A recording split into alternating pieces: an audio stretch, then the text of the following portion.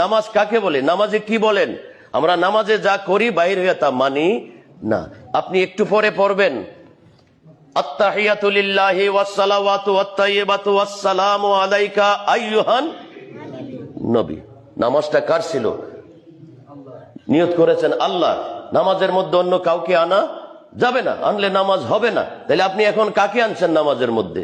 সালাম তো হবে আল্লাহর, নামাজটা হবে আল্লাহর, নামাজটা আল্লাহর, সালাম দিব আল্লাহর, কিন্তু আমরা সালাম দিচ্ছি নবীকে। সুবহানাল্লাহ। তাহলে নবীকে যখন সালাম দিবেন নবীর কথা মনে আসবে? আসবে। যাকে সালাম দিচ্ছেন তার কথা মনে আসবে। আল্লাহর ইবাদতে এখন আরেকজনের কথা মনে হচ্ছে। যতক্ষণ নবীকে নামাজে সালাম না দিবেন আপনার নামাজ হবে না। তাহলে নামাজ থেকে নবীকে বাদ দেওয়া যাবে না। বাইরে তো আপনি অনেক জায়গায় নবীকে বাদ দিয়ে দিতেছেন, বেদাত, শিরিক, হারাম বলে। নামাজ থেকে নবীকে বাদ দেওয়া যাবে না। আর কি পড়তেছেন? এতক্ষণ যা বলছি আপনি তাই এখন পড়বেন। ওয়া আলা ইবাদিল্লাহিস সালিহিন। হুজুর, এটা তো আরবি শব্দ, এটার বাংলা অর্থ কি? ওয়া আলা ইবাদিল্লাহিস সালিহিনের বাংলা অর্থ কি? আল্লাহওয়ালা বান্দা, আল্লাহর বন্ধুদের উপরে সালাম। সুবহানাল্লাহ। তো শাহজালাল আল্লাহর বন্ধু না আমি আপনি আল্লাহর বন্ধু?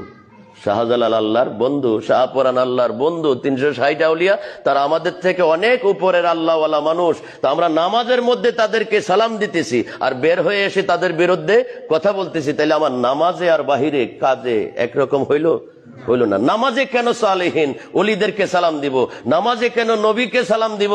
নামাজে তো আমি দাঁড়াইছি একমাত্র আল্লাহর স্মরণে। তারপরে আমরা পড়ি আল্লাহুম্মা সাল্লি আলা মুহাম্মদ ওয়া আলা আলে মুহাম্মদ। নবীর উপর দুরুদ, নবীর পরিবার বর্গ, আহলে আওলাদের উপর দুরুদ।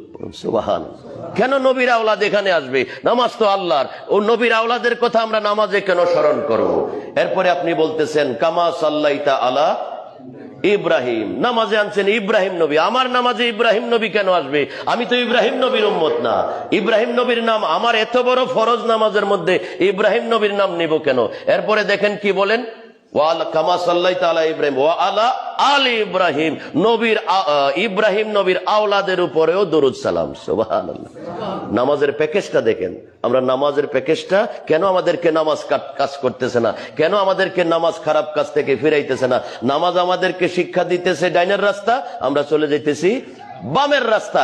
এই যে নামাজটা এখন পড়বেন, আপনি এখানে নবী বাদ দিতে পারবেন না, ওলিয়া উলিয়া বাদ দিতে পারবেন না, আওলাদের নবী বাদ দিতে পারবেন না, ইব্রাহিম নবীকে বাদ দিতে পারবেন না, ইব্রাহিম নবীর আওলাদকে বাদ দিতে পারবেন না। কিন্তু আমরা নামাজ পড়ে এই সমস্ত যেগুলা নামাজে পড়বো বাইর হয়ে কি এগুলার ধারে কাছে আমরা আসি নাই। কবর পূজা, মাজার পূজা, পীর পূজা, শিরিক, হারাম, বেদাত করে নবীর শান, ওলি আউলিয়ার শানের বিরুদ্ধে কথা বলি। ভাই, আপনি নামাজের প্যাকেজটা কি পড়ে আসলেন মসজিদে, আর বের হয়ে এসে আমাদেরকে কি দর্শন দিতেছেন? নামাজ আমাদেরকে কোন দিকে ডাকছে আর আপনি আমাদেরকে কোন দিকে ডেকে নিতেছেন? এজন্য নামাজে কি করেন? আমাদের কোনো কাজ